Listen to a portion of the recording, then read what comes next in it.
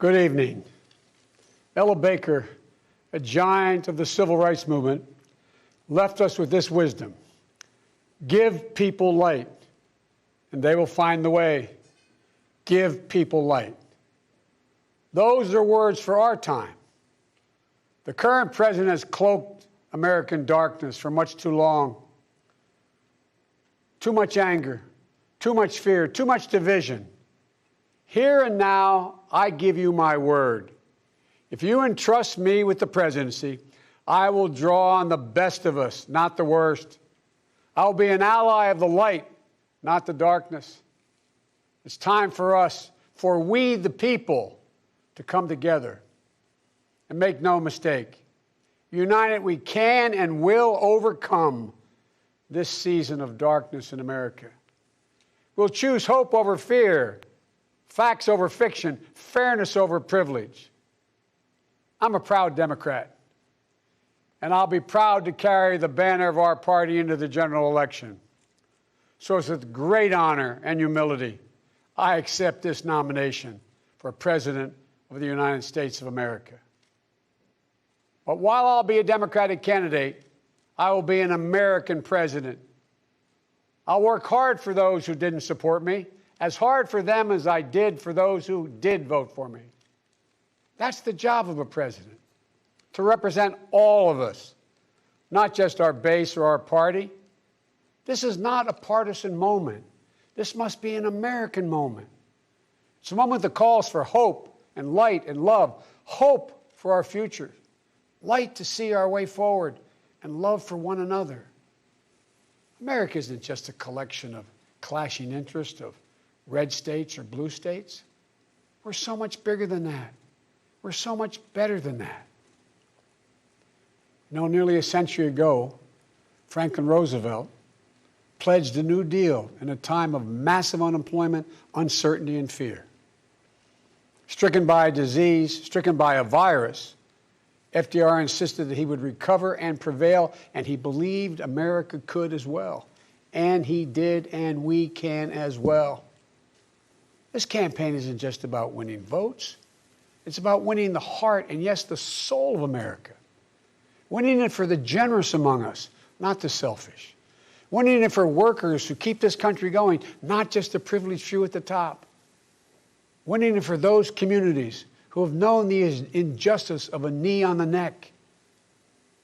For all the young people who have known only America being rising inequity and shrinking opportunity, they deserve the experience of America's promise. They deserve to experience it in full. You know, no generation ever knows what history will ask of it. All we can ever know is whether we're ready when that moment arrives. And now history has delivered us to one of the most difficult moments America's ever faced. Four historic crises, all at the same time. A perfect storm. The worst pandemic in over 100 years. The worst economic crisis since the Great Depression. The most compelling call for racial justice since the 60s. And the undeniable realities and just the accelerating threats of climate change. So the question for us is simple. Are we ready? I believe we are. We must be. You know, all elections are important. But we know in our bones this one is more consequential. As many have said, America is at an inflection point.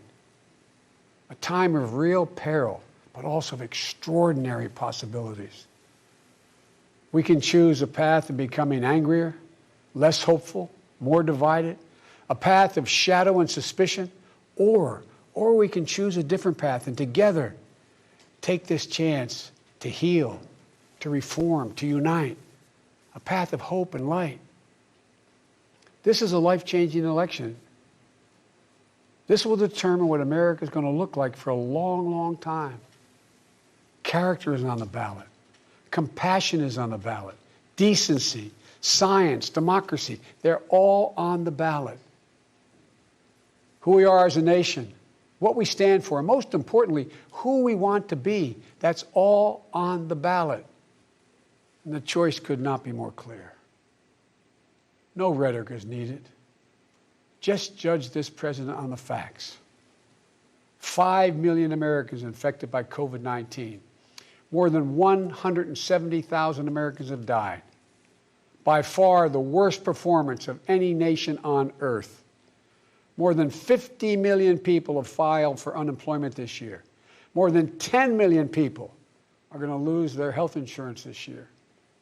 Nearly 1 in 6 small businesses have closed this year. And this president, if he's reelected, you know what will happen. Cases and deaths will remain far too high. More mom-and-pop businesses will close their doors, and this time for good. Working families will struggle to get by. And yet the wealthiest 1% will get tens of billions of dollars in new tax breaks. And the assault on the Affordable Care Act will continue until it's destroyed, taking insurance away from more than 20 million people, including more than 15 million people on Medicaid, and getting rid of the protections that President Obama worked so hard to get passed for people who have 100 million more people who have pre-existing conditions. And speaking of President Obama, a man I was honored to serve alongside for 8 years as vice president, let me take this moment to say something we don't say nearly enough. Thank you, Mr. President. You were a great president, a president our children could and did look up to. No one's going to say that about the current occupant of the White House. What we know about this president is if he's given 4 more years, he'll be what he's been for the last 4 years. A president who takes no responsibility, refuses to lead, blames others, cozies up to dictators, and fans the flames of hate and division. He'll wake up every day believing the job is all about him, never about you. Is that the American you want for you, your family, your children? I see a different America, one that's generous and strong, selfless and humble. It's an America we can rebuild together. As president, the first step I will take will be to get control of the virus that has ruined so many lives. Because I understand something this president hasn't from the beginning. We will never get our economy back on track. We will never get our kids safely back in schools. We'll never have our lives back until we deal with this virus. The tragedy of where we are today is it didn't have to be this bad. Just look around. It's not this bad in Canada or Europe or Japan or almost anywhere else in the world. And the president keeps telling us the virus is going to disappear. He keeps waiting for a miracle. Well, I have news for him. No miracle is coming. We lead the world in confirmed cases. We lead the world in deaths. Our economy is in tatters with Black, Latino, Asian American, Native American communities bearing the brunt of it. And after all this time, the president still does not have a plan.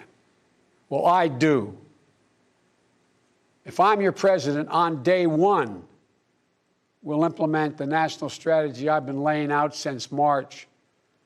We'll develop and deploy rapid tests with results available immediately. We'll make the medical supplies and protective equipment that our country needs. And we'll make them here in America, so we will never again be at the mercy of China or other foreign countries in order to protect our own people.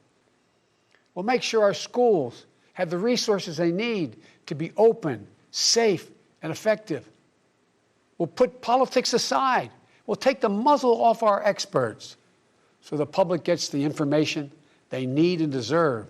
Honest, unvarnished truth. They can handle it. We'll have a national mandate to wear masks, not as a burden, but as a patriotic duty to protect one another. In short, we'll do what we should have done from the very beginning. Our current president has failed in his most basic duty to the nation. He's failed to protect us. He's failed to protect America. And my fellow Americans, that is unforgivable. As president, I'll make you a promise. I'll protect America. I will defend us from every attack, seen and unseen, always, without exception, every time. Look, I understand. I understand how hard it is to have any hope right now. On this summer night, let me take a moment to speak to those of you who have lost the most. I have some idea how it feels to lose someone you love. I know that deep black hole that opens up in the middle of your chest and you feel like you're being sucked into it.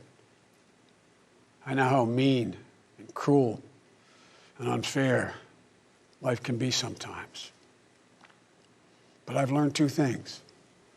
First, your loved one may have left this earth, but they'll never leave your heart.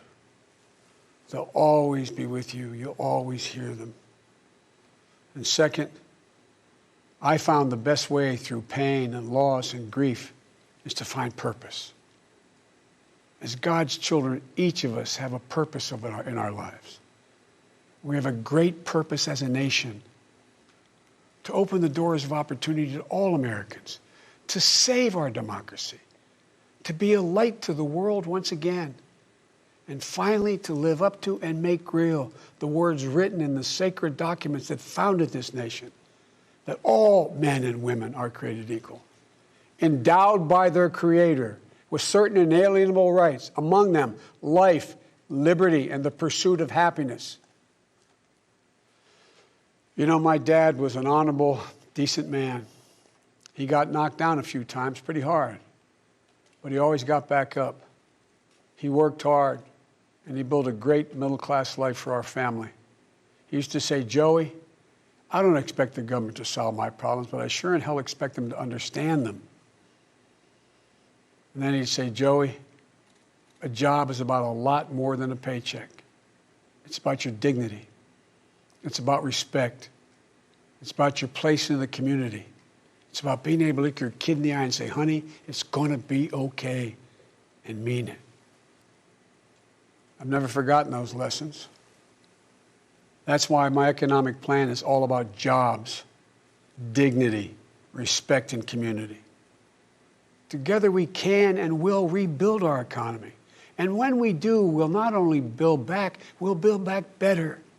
With modern roads, bridges, highways, broadband, ports and airports as a new foundation for economic growth, with pipes that transport clean water to every community, with 5 million new manufacturing and technology jobs, so the future is made in America, with a healthcare system that lowers premiums, deductibles, drug prices, by building on the Affordable Care Act he's trying to rip away, with an education system that trains our people for the best jobs of the 21st century. There's not a single thing American workers can't do. And where cost doesn't prevent young people from going to college and student debt doesn't crush them when they get out. With a child care and elder care system that makes it possible for parents to go to work and for the elderly to stay in their homes with dignity. With an immigration system that powers our economy and reflects our values. And with newly empowered labor unions. They're the ones that built the middle class. With equal pay for women, with rising wages you can raise a child on, a family on. And yes, we're going to do more than praise our essential workers. We're finally going to pay them. Pay them. We can and we will deal with climate change. It's not only a crisis, it's an enormous opportunity. An opportunity for America to lead the world in clean energy and create millions of new, good-paying jobs in the process. And we can pay for these investments by ending loopholes, unnecessary loopholes, and the president's $1.3 trillion tax giveaway to the wealthiest 1% and the biggest, most profitable corporations, some of which do not pay any tax at all. Because we don't need a tax code that rewards wealth more than it rewards work. I'm not looking to punish anyone. Far from it. But it's long past time the wealthiest people and the biggest corporations in this country paid their fair share. And for our seniors, Social Security is a sacred obligation, a sacred promise made. They paid for. The current president is threatening to break that promise. He's proposing to eliminate a tax that pays for almost half the Social Security without any way of making up for that lost revenue, resulting in cuts. I will not let that happen. If I'm your president, we're going to protect Social Security and Medicare. You have my word. One of the most powerful voices we hear in the country today is from our young people. They're speaking to the inequity and injustice that has grown up in America. Economic injustice, racial injustice, environmental injustice. I hear their voices. If you listen, you can hear them too. And whether it's the existential threat posed by climate change, the daily fear of being gunned down in school, or the inability to get started in your first job, it will be the work of the next president to restore the promise of America to everyone. And I'm not going to have to do it alone, because I'll have a great vice president at my side. Senator Kamala Harris, she's a powerful voice for this nation. Her story is the American story. She knows about all the obstacles thrown in the way of so many in our country. Women, black Americans, South Asian Americans, immigrants, the left out and the left behind.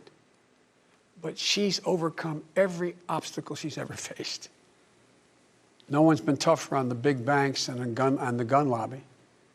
No one's been tougher in calling out the current administration for its extremism, its failure to follow the law, its failure to simply tell the truth.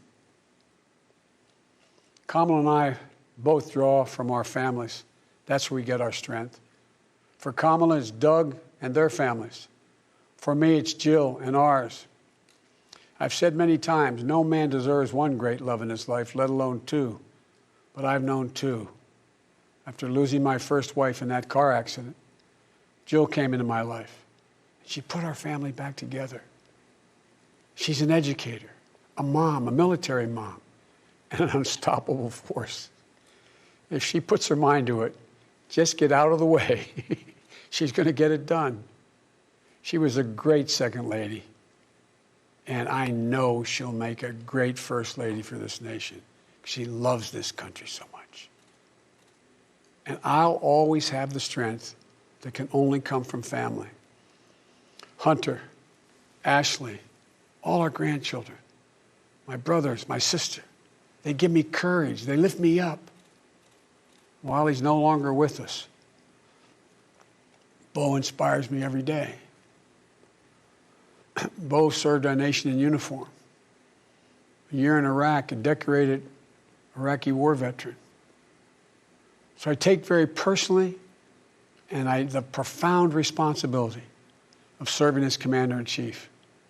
I'll be a president who will stand with our allies and friends and make it clear to our adversaries the days of cozying up to dictators is over.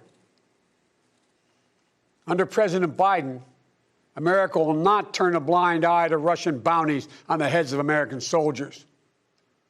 Nor will I put up with foreign interference in our most sacred democratic exercise, voting. And I'll always stand for our values of human rights and dignity. I'll work in common purpose for a more secure, peaceful, and prosperous world. History has thrust one more urgent task on us. Will we be the generation that finally wipes out the stain of racism from our national character? I believe we're up to it. I believe we're ready.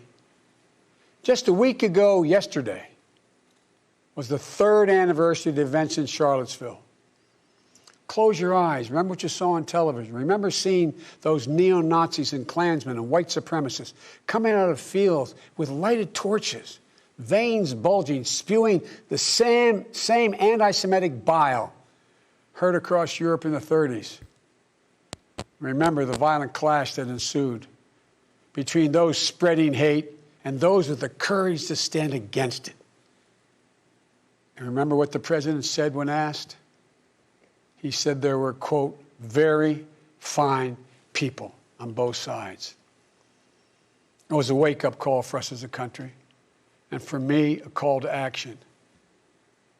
At that moment, I knew I'd have to run, because my father taught us that silence was complicity, and I could never remain silent or complicit. At the time, I said we were in the battle for the soul of this nation, and we are. You know, one of the most important conversations I've had this entire campaign, it was with someone who was much too young to vote. I met with 6-year-old Gianna Floyd the day before her daddy, George Floyd, was laid to rest. She's an incredibly brave little girl. And I'll never forget it. When I leaned down to speak to her, she looked in my eyes and she said, and I quote, "Daddy changed the world. Daddy changed the world." Her words burrowed deep into my heart. Maybe George Floyd's murder was a breaking point. Maybe John Lewis is passing the inspiration.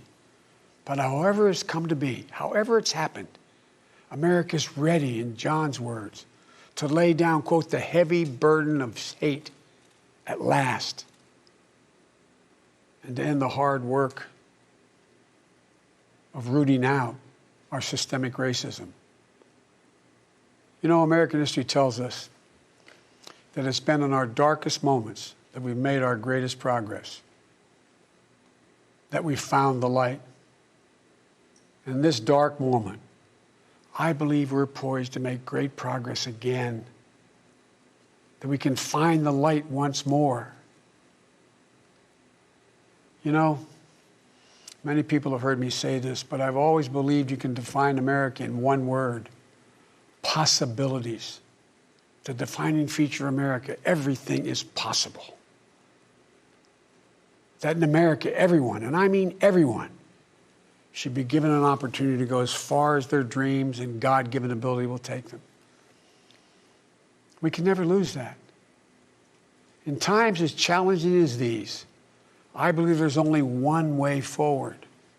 As a united America, united in our pursuit of a more perfect union, united in our dreams of a better future for us and for our children, united in our determination to make the coming years bright. Are you ready? I believe we are. This is a great nation. We're a good and decent people. For Lord's sake, this is the United States of America. And there's never been anything we've been able to accomplish when we've done it together. The Irish poet Seamus Heaney once wrote, "History says, don't hope on this side of the grave, but then, once in a lifetime, the longed-for tidal wave of justice can rise up and hope and history rhyme." This is our moment to make hope and history rhyme. With passion and purpose, let us begin, you and I together, one nation, under God, united in our love for America, united in our love for each other. For love is more powerful than hate, hope is more powerful than fear, and light is more powerful than dark. This is our moment. This is our mission. May history be able to say that the end of this chapter of American darkness began here tonight, as love and hope and light join in the battle for the soul of the nation. And this is a battle we will win, and we'll do it together. I promise you. Thank you, and may God bless you, and may God protect our troops.